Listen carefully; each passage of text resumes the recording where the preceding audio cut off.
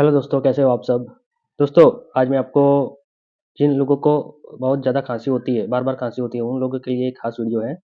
दोस्तों, जिन लोगों को बार बार खांसी होती हो, उन लोगों को एक अच्छी टिप्स बताने जा रहा हूँ मैं।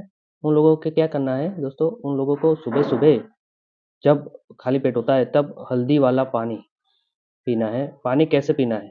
पानी को पहले गर्म करना है, उसके बाद पानी में आधा चम्मच हल्दी डालकर उसको धीरे धीरे पी जाना है। ये चीज़ अगर किसको खांसी हो लगातार करता है तो धीरे धीरे खांसी कम होने लगेगी, और जिनको गले का इन्फेक्शन है उन लोगों को भी ये फायदे कारक है। तो दोस्तों, आपको ये वीडियो कैसी लगी मेरे को कमेंट करके ज़रूर बताना।